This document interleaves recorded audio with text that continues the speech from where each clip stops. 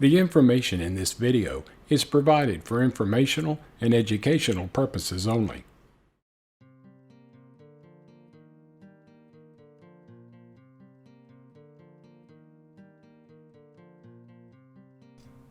Welcome to Dose of Deanne, where you'll get a little shot of what my life is like living with SMA.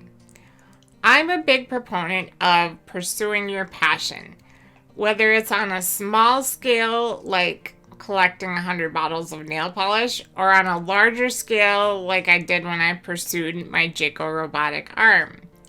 But today I have a special treat for you. I have the opportunity to talk with someone who has pursued their passion on a pretty big scale, and I think you'll recognize him too. Come join me as we talk with James Ian. Hi there, I'm here with James Ian, right? And I wanted you to kind of introduce yourself and just tell us a little bit about yourself first.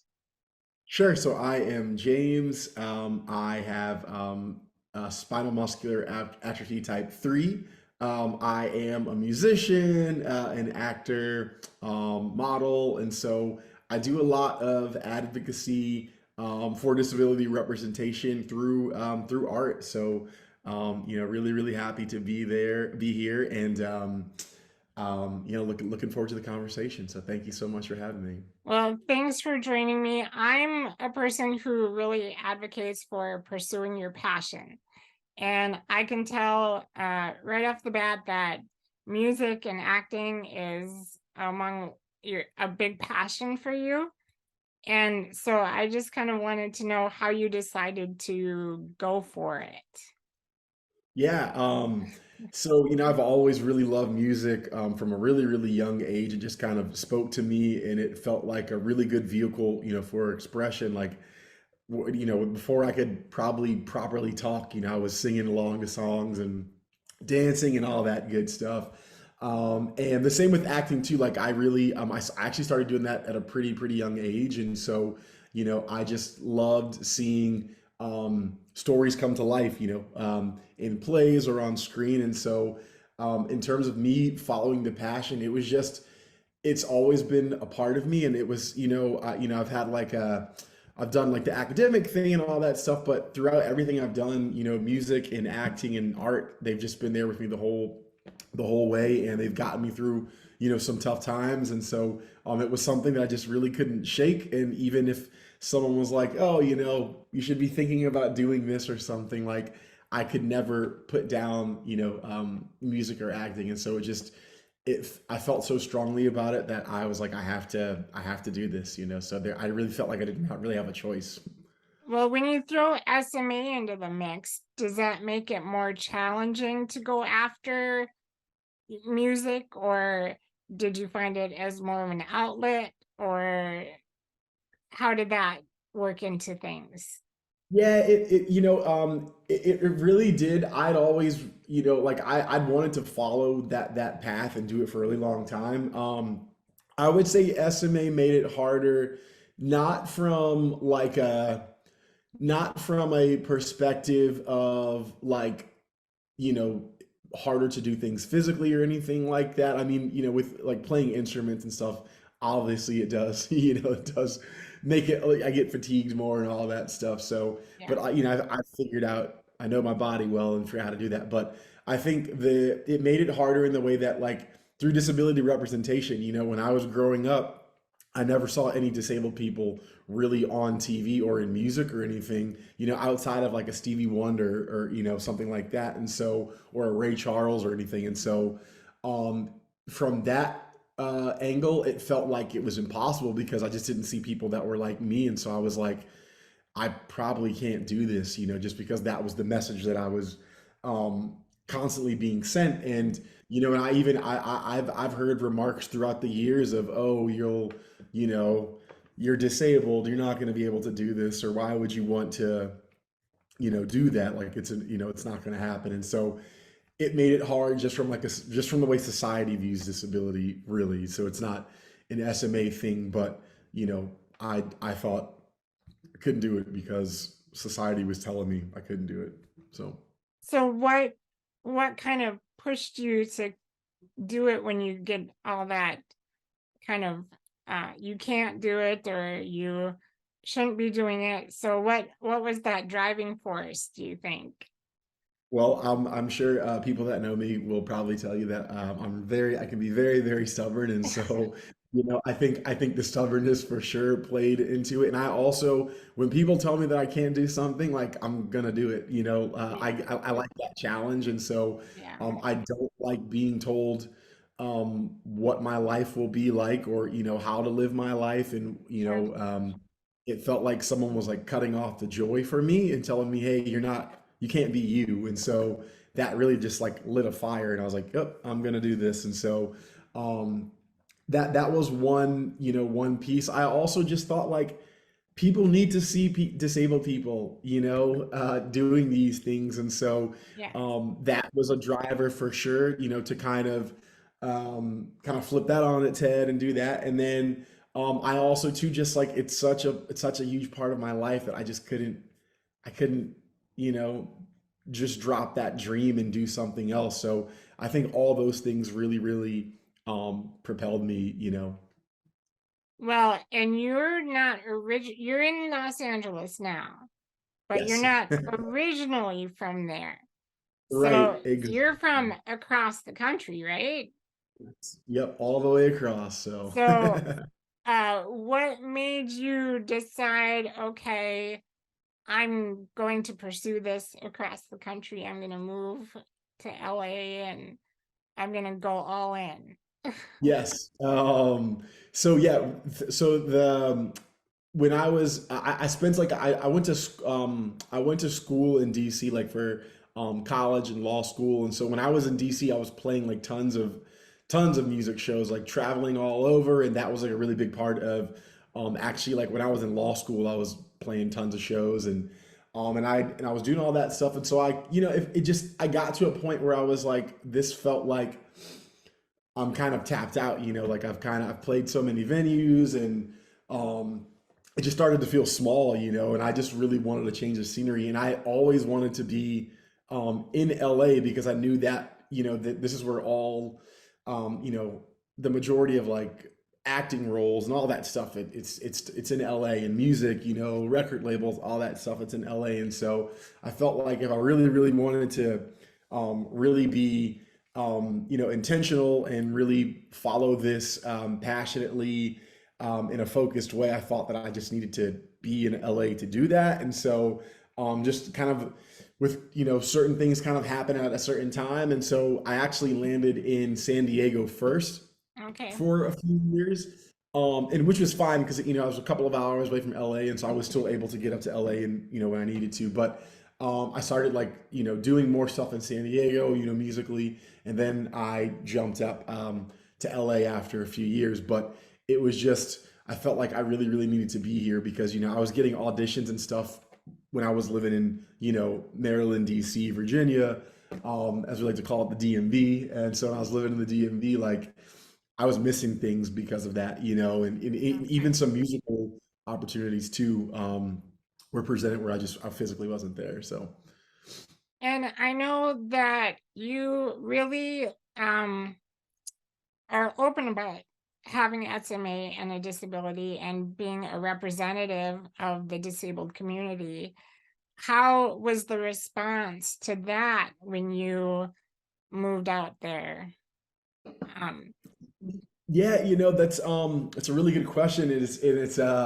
I don't think anyone's asked me that before, but I would say um for the for the most part, I think it was pretty positive. Like I remember when I wrote like an article in like 2015. I remember where I like really kind of got very, very honest and shared a lot of details about my experience with SMA. And like a lot of people that I even went to college with and stuff didn't know that I was disabled, did not know that I had SMA.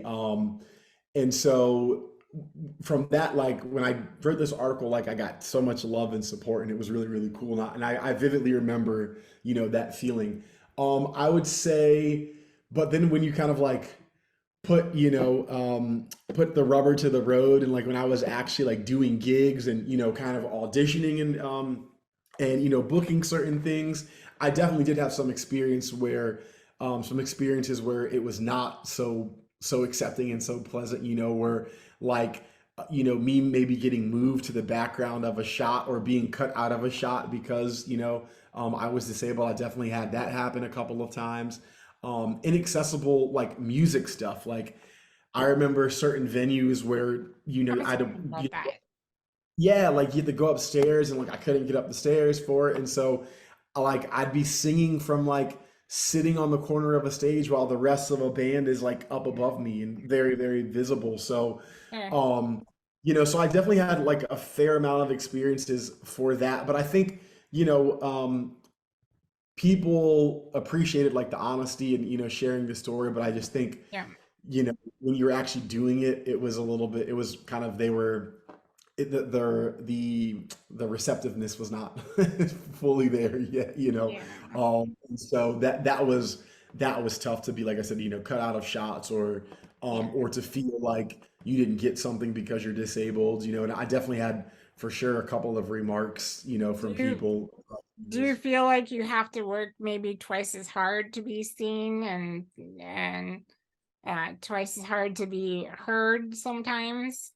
Yeah, for sure. Yeah, definitely. I think that's just you're always like fighting, and like I said, you can, talk as much as you want and say, oh, hey, and tell your story and really, really be a very, very fierce advocate, but you're always having to do that like above and beyond because people just do not consider disability, Yeah, and so it's just really, really tough. Like I've had so many instances of that, and so and I think just to even just being seen, like it's such a small percentage of like accurate representation, yeah, when they actually cast a role that has a disability.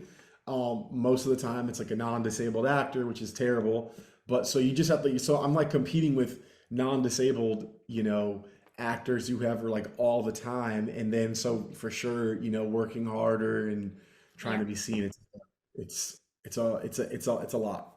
And I have seen an increase of representation in the past few years. I have you noticed a shift in that direction as well? And as in opportunities or things like that?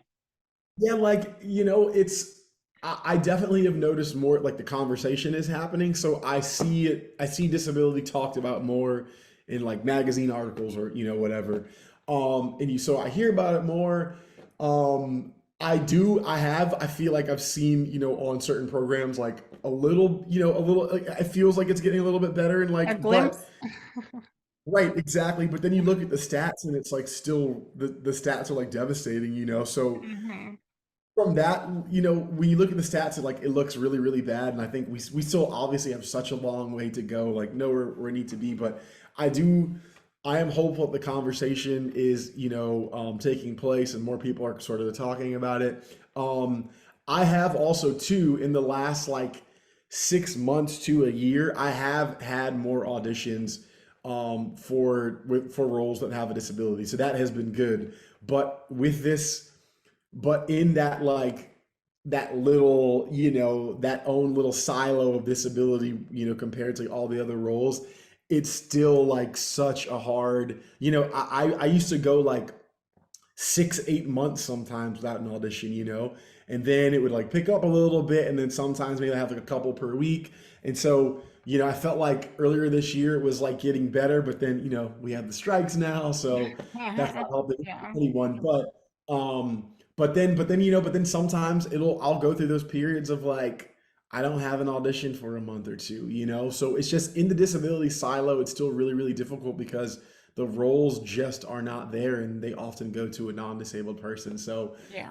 it just kind of goes in like little bursts of good and then it's very, very quiet, so Yeah.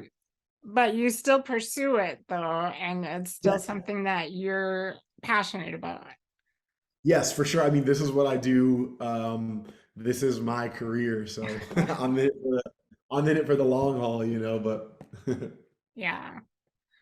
So I know I have Spaces on repeat on my at YouTube. I watch the video and I love it. And so what have you been up to since then? I know you've had a few couple songs come out, singles, Yeah, and yeah. so Thank you so much for that. And on the Spaces note, one of my friends actually, Kelly, who has SMA, and she actually walked in the Double Take fashion show with myself and other folks with SMA.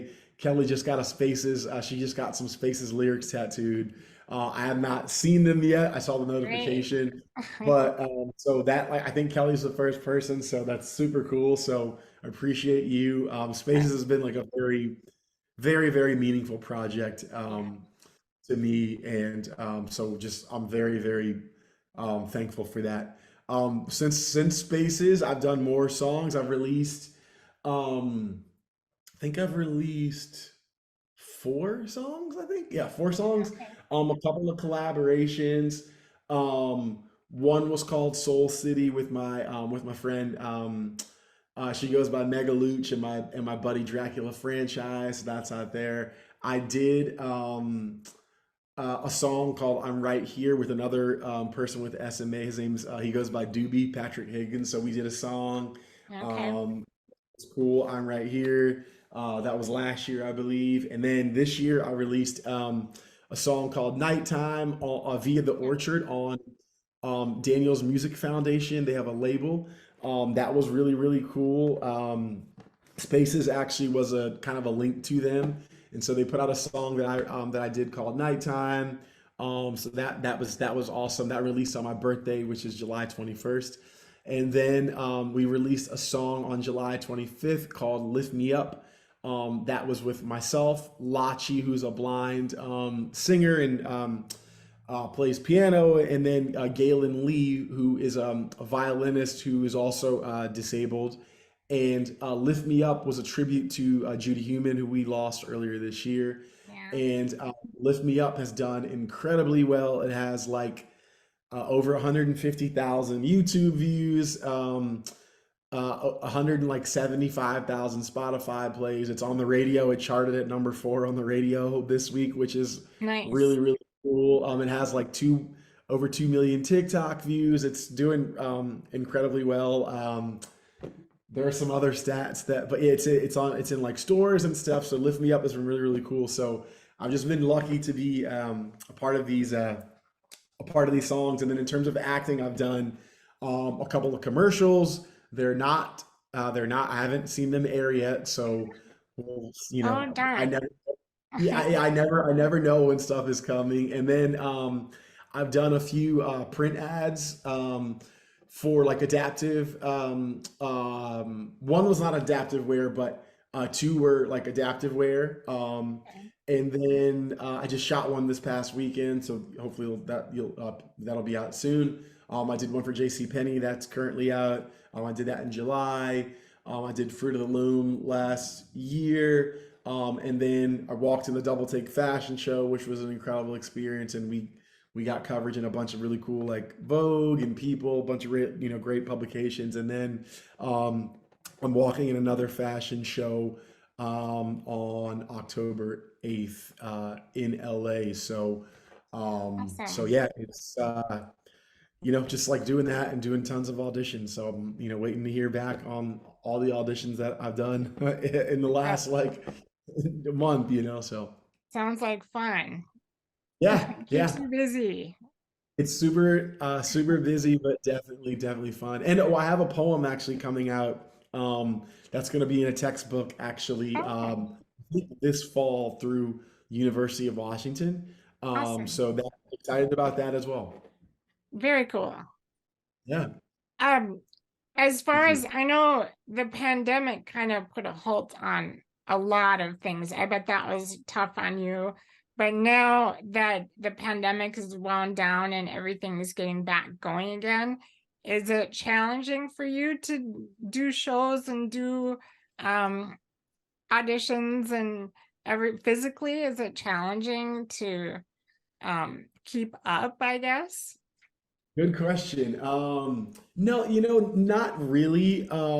I think what's funny too, Deanne, is like with auditions at least, because everything went to went virtually Oh, sure. during the pandemic. Like a lot of auditions are still virtual. Like Okay. I've heard, like no one's really in a rush to like do in person because it's just kind of easier. Like directors and stuff can be wherever they are, and like Yeah. casting directors and kind of like they have their little methods of communication, but it's kind of like easier for them.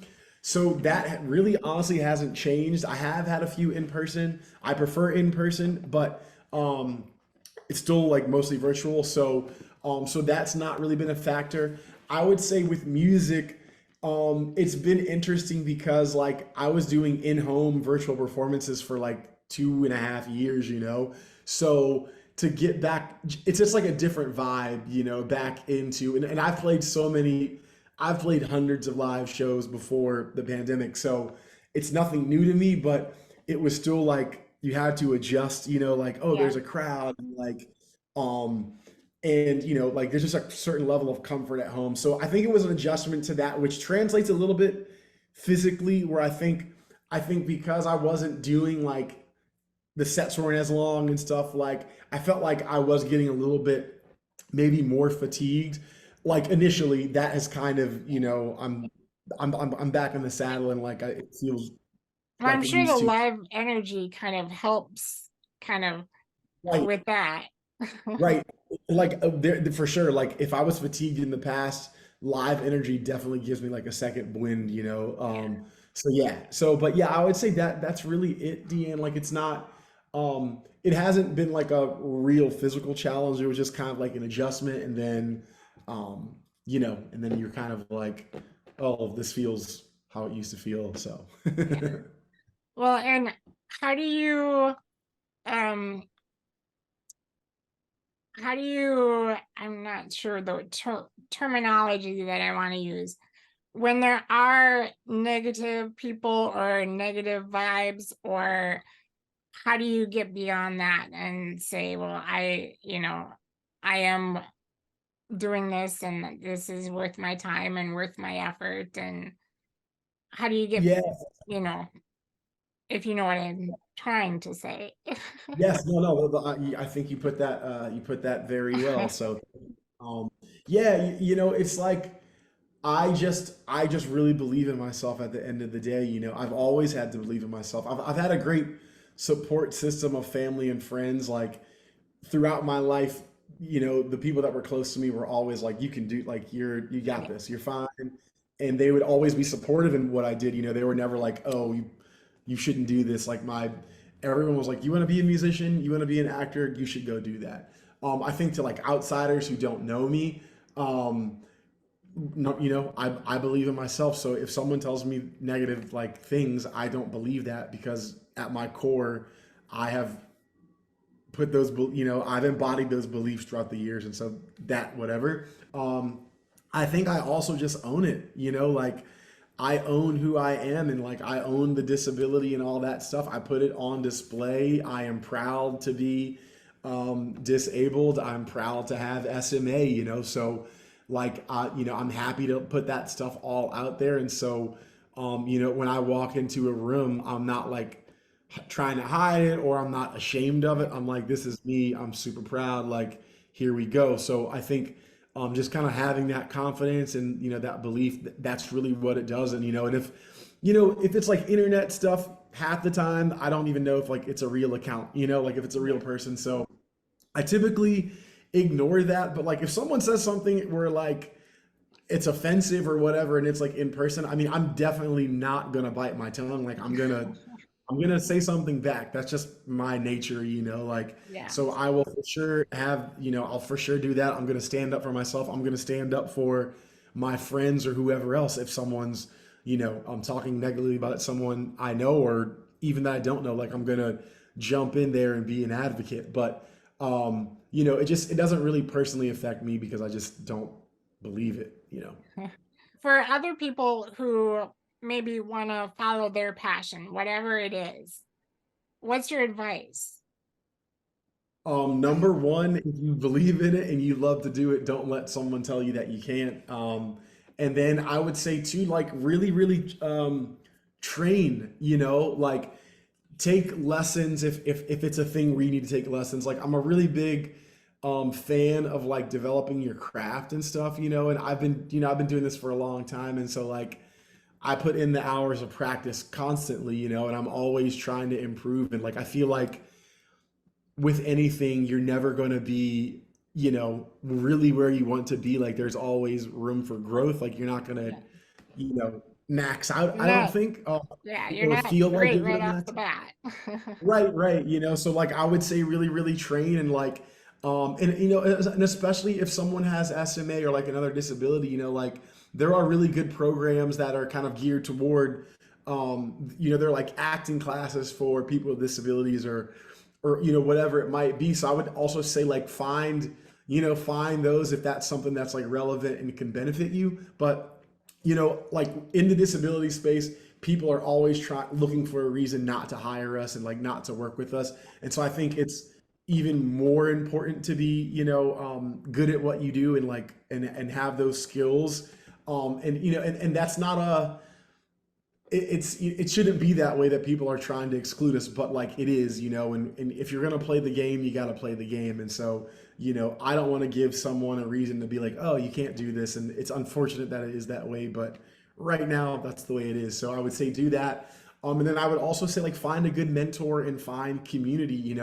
Networking has always been the most important thing, really. Like I've gotten so many things just from people I know or someone knows someone else, so like in any career, Yeah, any field, it's always about networking. And so like do that and just like really build community and find someone who's doing what you want to do and learn from. And I think those are like the really really big kind of like foundational pieces I think that you should have. yep. And I agree, networking is really important. I know a lot of times we can't go the traditional route, and Right, so networking really helps, right. even if it's a neighbor, an acquaintance, whatever it is. So Right. I think Yeah, that's and I would say too, like the disability community here in terms of artists in LA, like I know a bunch of disabled actors, and um, they've been like just it's been really, really helpful. Like, I've definitely gotten things through that network, and just they're great. just also just very supportive and really cool people. And so, it's they've been invaluable. So I would say like for sure to anyone listening, find the community. The Yeah, disability community it's a very, very tight knit, loving community from what I found, and yeah. I thank you for it. Well, thank you so much. Is there anything else that you'd like to add? Um, I'm putting like you on that. the spot. Yeah, yeah, no, no, no, no. I for sure want to say, thank you, Deanne. Like, I don't really have anything to add personally, but um, just want to say like thank you for it's been really great to talk to you and such a really cool opportunity. So I appreciate you having me, and it's been really really wonderful and a nice way to close out SMA Awareness Month. So. Yeah, I'd say happy SMA Awareness Month to my SMA family out there. So yeah, it's yeah, kind of it's a good sad to see one. it So, close for sure, So yeah, I'm always excited for August, and then when it winds down, it's like, you get I get a little sad about it. So well, I always love hearing all the stories too, and seeing perseverance and the great community that we have. yep, So, yep, for sure. So all right, well, thank you. thanks, Dan. I really appreciate it. Have a great rest of the day. Bye. We recorded this at the end of August, which was a great way to conclude SMA Awareness Month. It's so much fun to see someone who has pursued their passion. What are you guys passionate about? I'd love to hear about it. Either leave a comment below or head on over to the forums at smanewstoday.com/forums. But that's all I have for you today. We'll talk again soon. Bye for now.